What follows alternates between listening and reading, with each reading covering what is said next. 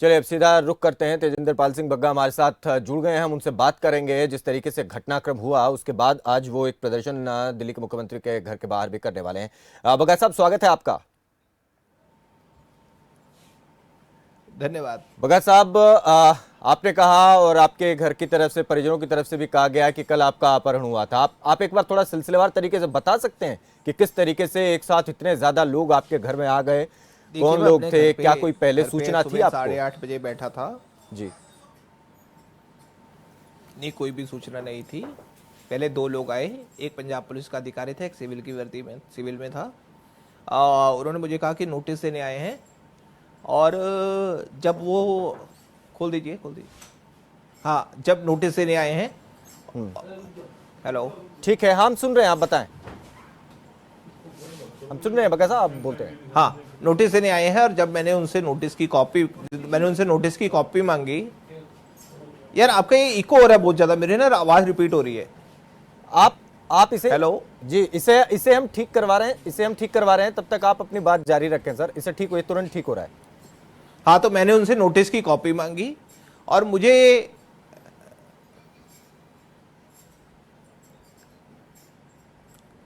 इसको यार थोड़ा ठीक करा दो, क्योंकि ना मेरे को आवाज रिपीट हो रही है ना, मैं बिल्कुल वो नहीं कर पा रहा।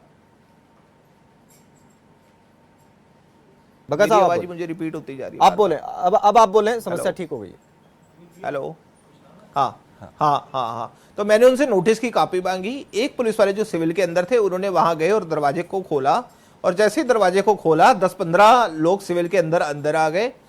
और मुझे मैंने ना कोई वारंट दिखाया ना कुछ दिखाया। ये इको आ रही यार, ये ना मैं निकाल देता हूँ। हाँ, ना नोटिस दिखाया ना कुछ दिखाया। तो मेरे को बिल्कुल यहाँ पे क्या कर रहे हो यार?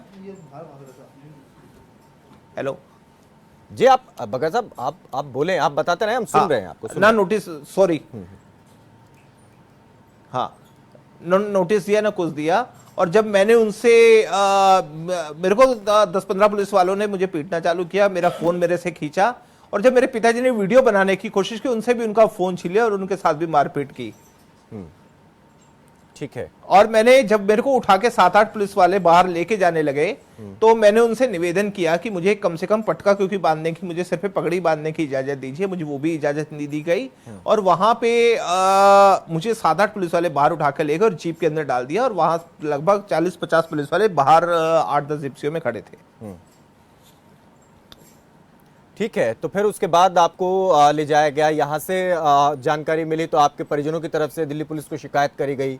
आपके अपहरण की बात इस दौरान कही गई, तो इसे अपहरण कहा गया। और फिर उसके बाद आपको जो है दिल्ली पुलिस कुरुक्षेत्र से वापस लेकर के आती है। तो किस तरीके से रहा आपसे? क्या रास्ते में कोई पूछताछ हुई है या और किसी तरीके से पुलिस ने, जो पंजाब पुलिस की तरफ से कोई ऐसी बात हुई?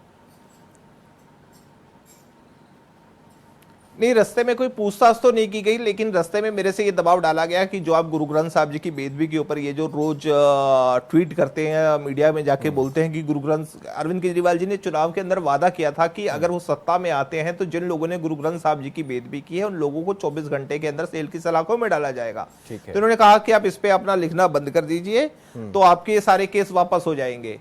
तो उसके अलावा कोई रास्ते में तो उन्होंने कोई इस तरह से दुर्व्यवहार नहीं किया। बट जो भी यहीं पे हुआ, जो हुआ, जब मेरे को डालने से पहले जब उन्होंने मारपीट किया, अरेस्ट मेरे पिताजी के साथ किया, रास्ते में कोई दुर्व्यवहार नहीं किया। लेकिन जब हरियाणा में उनको रोका गया, उनसे कागज पूछे गए कि क्या आपने लोकल पुलिस को इन्फॉर्म किया है, या लोकल पुलिस को कोई सूचना दी है, क्या एमएम के सामने आपने पेश किया है, क्या मेडिकल कराया है, तो उनके पास कोई भी डॉक्यूमेंट नहीं था। यहाँ तक कि जो लोकल थाने में डीडी एंट्री कराई जाती है, अगर आप किसी भी जाने जाते हैं, आप ये बताते हैं कि कितने पुलिसकर्मी आपके साथ आए हैं, आपके पास क्या क्या हथियार है, ये सारी जानकारी लोकल थाने में दी जाती है। इसमें से किसी भी प्रक्रिया को पूरा नहीं किया गया था। जब उसमें फेल साबित हुए तो उनको वापस खाली हाथ वहां से पंजाब पुलिस को लौटना पड़ा।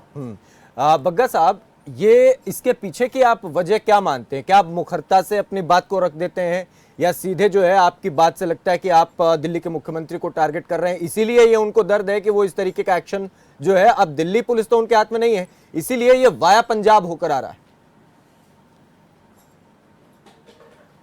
निश्चित रूप से अरविंद केजरीवाल जी ये संदेश देना चाहते हैं कि अब पुलिस उनके पास आ गई है। चाहे मेरे खिलाफ एफआईआर हो, नवीन कुमार के खिलाफ एफआईआर हो, प्रीति गांधी के खिलाफ एफआईआर हो, डॉक्टर कुमार विश्वास के खिलाफ हो, कांग्रेस के नेता अलका लांबा के खिलाफ एफआईआर हो, ये सिर्फ अरविंद केजरीवाल ये संदेश देना चाहती है, डराना चाहते हैं लोगों को, आम जनता को, कि अगर आप मेरे खिलाफ ट्वीट करोगे, अगर आप मेरे खिलाफ बयान दोगे तो आपको जेल की सलाखों के पीछे डाला जाएगा। जिस पंजाब के अंदर पिछले 4 दिन पहले पटियाला के अंदर इतनी बड़ी हिंसा हुई, वो पंजाब, वो उनके लिए प्रायोरिटी नहीं है। जहां पिछले 1 महीने में 30 से ज्यादा मर्डर हो गए, कितने इंटरनेशनल खिलाड़ी मर गए, वो उनके लिए प्रायोरिटी नहीं है। वहां पे उन्होंने कहा था कि उन ड्रग्स माफियाओं को जब सत्ता में आएंगे उनको जेल की सलाखों में डालेंगे, वो उनके लिए प्रायोरिटी नहीं है। लेकिन उनके लिए प्रायोरिटी क्या है? पंजाब पुलिस जो कभी आतंकवाद के खिलाफ लड़ती थी, आज उनको क्या काम दे दिया है? ये दो कि केजरीवाल के खिलाफ कौन ट्वीट करता है और उसको अरेस्ट करो।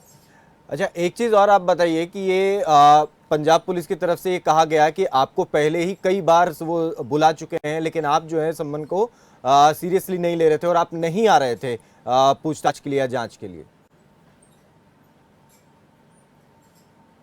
देखिए, मैंने 5 नोटिस पंजाब पुलिस ने सर्व किए थे, पांचों के नोटिस का हमने जवाब दिया था और 2 बार मेरे वकील खुद वहां पर मौजूद हुए थे जिन्होंने वहां जवाब दिया था।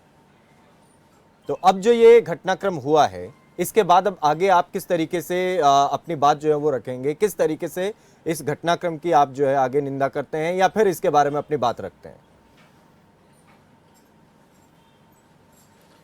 देखिए, निश्चित रूप से जिस लड़ाई को हम लड़ रहे हैं इसी तरीके से लड़ते रहेंगे।